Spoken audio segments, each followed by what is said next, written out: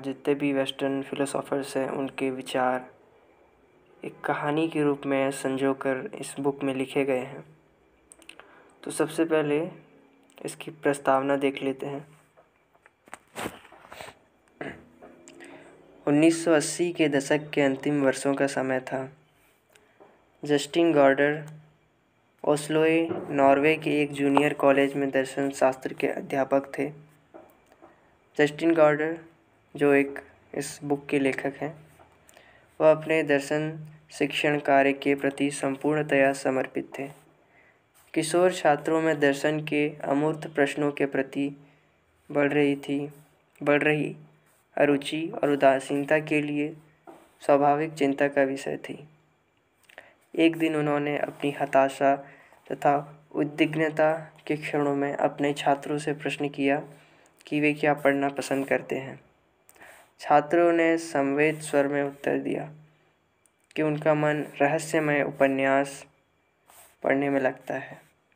यह सुनकर निराश होने की अपेक्षा जस्टिन गॉर्डर ने तत्काल निश्चय किया कि एक रहस्यमय उपन्यास लिखकर वो अपने किशोर छात्रों में मानवीय जीवन से संबंधित अपरिहार्य एवं गूढ़ प्रश्नों में रुचि जगाने का प्रयास करेंगे। उनकी मान्यता थी कि इन जटिल एवं अमूर्त दार्शनिक प्रश्नों की महत्ता को नकारने से तथा इनसे भागकर हम समृद्ध मानवीय विरासत में अपनी भागीदारी के दावे का अधिकार खो देते हैं। इस तरह गॉर्डर ने रहस्यात्मक उपन्यास सोफी का संसार, सोफीज वर्ल्ड, लिखकर पाश्चात्य दर्शन के विकास का सजीव चित्रण निहायत मौलिक रूप में प्रस्तुत किया है। इस उपन्यास की रचना में उन्होंने जादुई कथा संरचनाएं, सांस्कृतिक इतिहास, लेखन तथा दार्शनिक चिंतन की विधाओं का एक अद्भुत सृजनात्मक संयोजन किया है। सोफी का संसार के लेखन में गॉर्डर ने पाश्चात्य दर्शन के विकास के इतिहास के महत्वपूर्ण प्रसंगों की चर्चा के माध्यम से विश्व जीवन और मानवीय अस्तित्व से जुड़े रहस्यों पर अपनी गहन विवेचना को पाठकों के सम्मुख विचार हेतु प्रस्तुत किया है। उपन्यास का प्रारंभ विद्यालय से घर लौटने पर 14 वर्षीय सोफी को लेटर बॉक्स में एक विचित्र रहस्यपूर्ण लिफाफा मिलने के साथ होता है, जिसमें कागज के एक छोटे से पुर्जे पर उसके लिए एक निराला प्रश्न है, तुम कौन हो? सोफी अथवा सोफिया यूनानी भाषा का वह शब्द है जिसका प्रयोग पाश्चात्य दर्शन की प्रत्येक परिचयात्मक टेक्स्ट बुक में दर्शन की प्राथमिकता, परिभाषा या परिचय देने के लिए किया जाता है। फिलोसॉफी 2 यूनानी शब्दों के योग से बना शब्द है। सोफी का अर्थ है प्रज्ञा, बुद्धिमत्ता और फिलो का अर्थ है प्रेमी। सारांश यह कि फिलोसॉफी का अभिप्राय प्रज्ञा अथवा बुद्धिमत्ता से प्रेम है। दूसरे शब्दों में यह कह सकते हैं कि सोफी का संसार बुद्धिमत्ता और प्रज्ञा का संसार है और जिसे भी इस संसार से प्रेम है वह दार्शनिक फिलोसोफर है, वो दार्शनिक है। मैं कौन हूँ? प्रश्न का उत्तर आत्मज्ञान प्राप्त किए बिना संभव नहीं है। सोफी के लिए यह प्रश्न का उत्तर ढूंढना सरल तो नहीं लेकिन महत्वपूर्ण हो जाता है। उसे यह विलक्षण प्रतीत होता है कि वह यह भी नहीं जानती कि वह कौन है। इसी उधेड़ू बुन में वह फिर से बाहर लेटर बॉक्स को देखने जाती है और इस बार उसे अपने लिए एक और लिफाफा मिलता है जिसके भीतर एक छोटे पुर्जे पर एक नया प्रश्न है, यह संसार कहाँ से आया? जीवन में पहली बार सोफी को महसूस होने लगता है कि इन प्रश्नों का उत्तर खोजे बिना उसके लिए ज़िंदा रहना उचित नहीं है।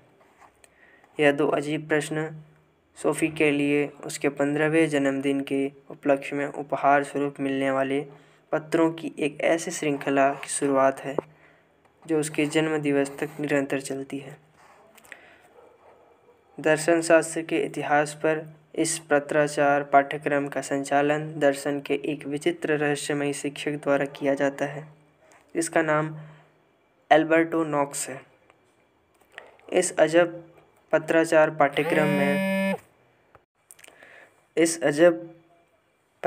पाठ्यक्रम में प्राचीन यूनानी दार्शनिकों द्वारा उठाए गए प्रश्नों और उनकी युक्तियों की चर्चा से प्रारंभ करके 20वीं शताब्दी के दार्शनिकों द्वारा विचारित समस्याओं तथा स्थापित सिद्धांतों एवं तर्कों की सुस्पष्ट विवेचना की गई है।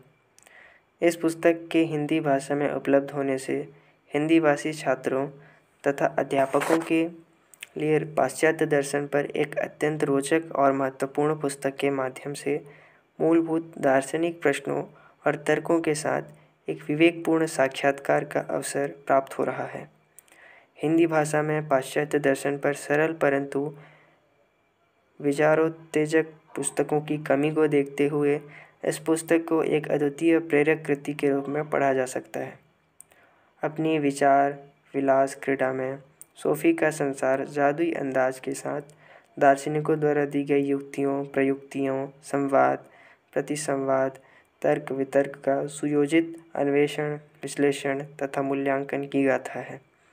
इस पुस्तक में 3 विशिष्ट मानवीय क्षमताओं स्मृति यज्ञ इतिहास कल्पना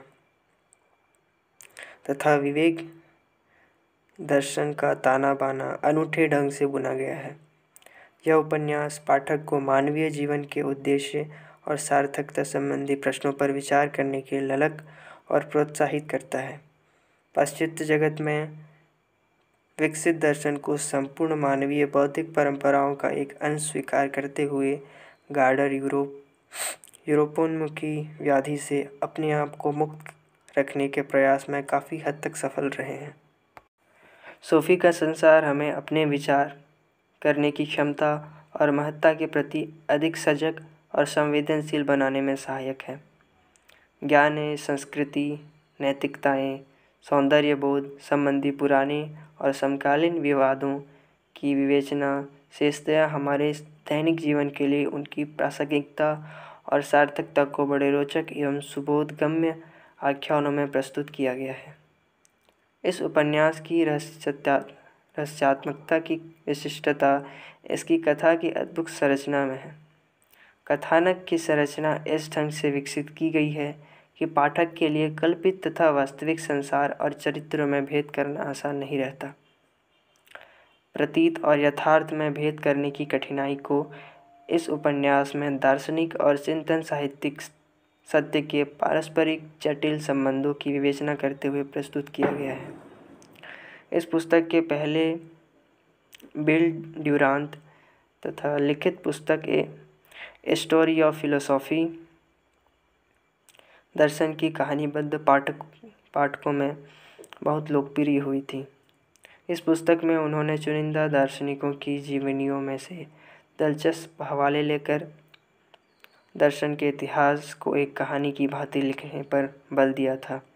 तुलना में कहा जा सकता है कि जस्टिन गार्डर ने अस्तित्वात्मक तथा प्रत्यात्मक स्तर पर प्रस्तुत जटिल उलझनों की मूल स्रोतों तथा दार्शनिक युक्तियों की तार्किक संरचनाओं को स्पष्ट करते हुए सुकरात पूर्व चिंतकों से लेकर 20वीं शताब्दी के विख्यात दार्शनिक सार्त्र तक पाश्चात्य दर्शन की लंबी यात्रा का वृत्तांत प्रस्तुत किया है।